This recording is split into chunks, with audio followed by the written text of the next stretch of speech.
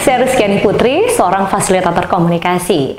Kalau di video sebelumnya yang bisa jadi sudah Anda tonton, tapi kalau belum jangan khawatir, linknya ada di bawah ya. Saya sempat bilang betapa pentingnya untuk terlebih dahulu belajar membaca dengan baik, sepenuh hati, menyebutkan setiap kata dengan jelas dalam konteks kalimat yang tepat, sehingga pada saat kemudian berbicara kepada orang lain ataupun di hadapan kamera, kita bisa menggunakan gestur yang tepat. Sesi kali ini saya akan kembali mengajak untuk belajar membaca. Tapi kali ini berbeda, saya akan munculkan narasinya di layar sehingga teman-teman bisa sembari belajar mengikuti dengan gaya masing-masing. Saya akan memberikan panduan, namun jangan terjebak pada gaya saya. Percayalah, setiap orang punya gaya yang berbeda, tidak ada gaya terbaik. Anda boleh terinspirasi, tapi jangan pernah jadikan gaya bicara atau gaya membaca seseorang sebagai patokan. Cukup sebagai inspirasi, namun kita, Anda, teman-teman, harus menemukan gaya sendiri. Saya akan mulai satu cerita tidak panjang yang saya temukan dari buku ini. Bagi saya menarik karena kita bisa petik bersama pesan moral yang ingin disampaikan. Mau mencoba sekarang? Oke. Saya pilih di bagian 7 dengan bab berisi pertanyakan pertanyaannya. Pertanyakan pertanyaannya. Oke. Dan judul subbab yang saya pilih adalah menafsirkan ulang suatu arahan. Menafsirkan ulang suatu arahan. Jerry Weintraub adalah seorang promotor konser muda. Dia akhirnya berhasil mendapatkan peluang terbesar dalam hidupnya.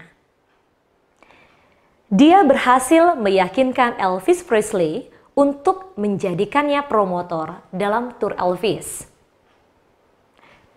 Bila tur itu sukses, Weintraub sukses. Namun, bila tur itu gagal, karirnya tamat. Dia tidak saja akan bangkrut, tapi beritanya juga akan tersebar. Dia tidak akan lagi mendapat kesempatan menjadi promotor. Untuk itu, Elvis hanya memiliki satu syarat. Saya tidak mau melihat kursi kosong pada konser saya.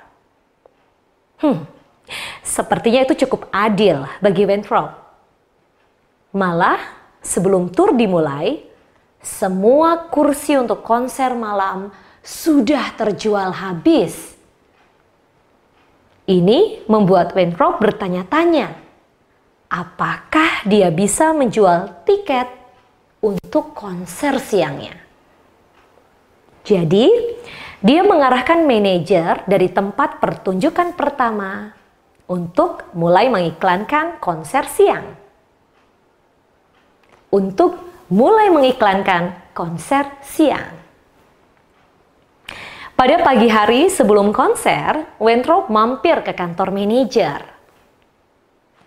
Dia memperhatikan tumpukan tiket di meja.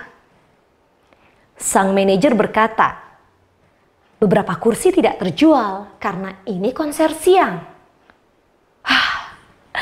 Kehidupan Weintraub berkelebat di benaknya. Elvis Presley sebentar lagi akan naik panggung dan melihat satu hal yang tak ingin dilihatnya. Beberapa ratus kursi kosong. Weintraub mengira ini akhir dari karirnya. Bagaimana mungkin dia memenuhi gedung teater hanya dalam beberapa jam?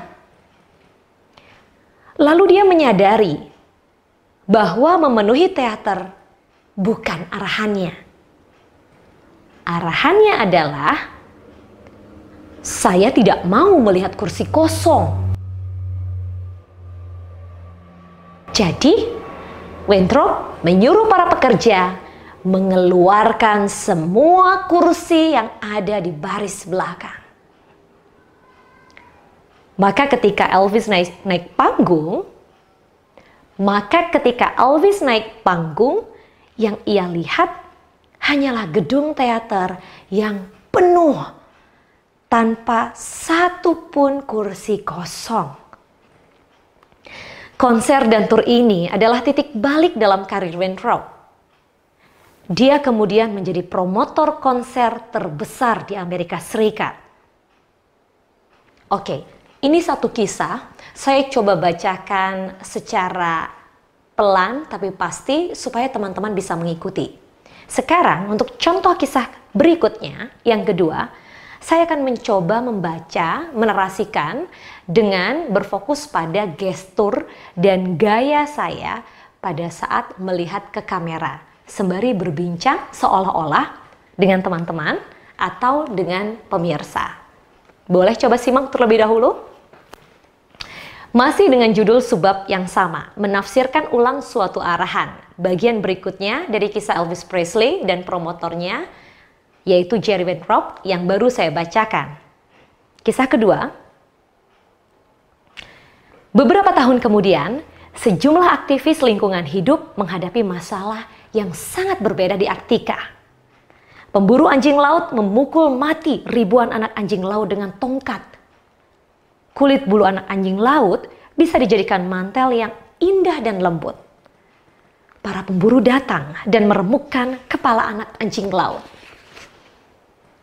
Pertanyaan untuk para aktivis adalah, bagaimana cara menghentikan pembantaian ini? Ada terlalu banyak pemburu sehingga sulit bagi mereka untuk mencegahnya. Dan para pemburu itu adalah lelaki tangguh dan kasar.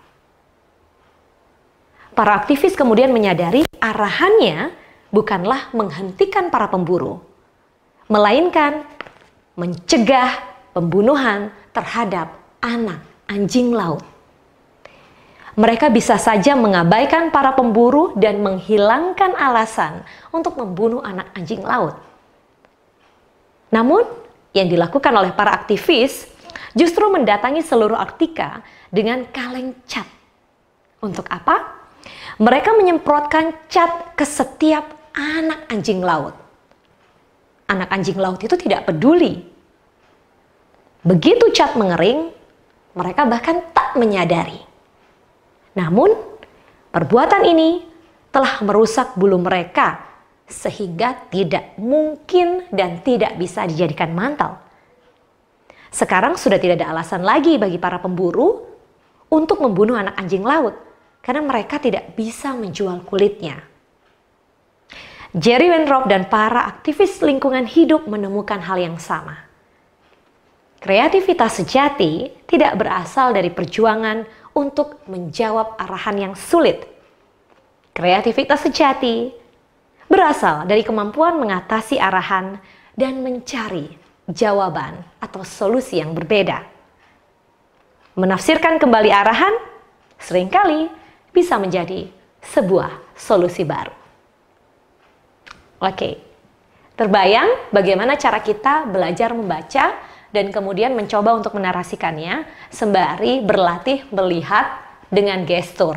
Ini satu contoh ketika saya sedang bicara dalam kondisi duduk. Bagaimana apabila saya mencoba bicara dengan gestur dalam posisi berdiri? Nantikan tayangan video berikutnya yang tentu bisa Anda akses setelah beberapa waktu mulai dari hari ini. Kita lihat saja kapan kita bertemu kembali.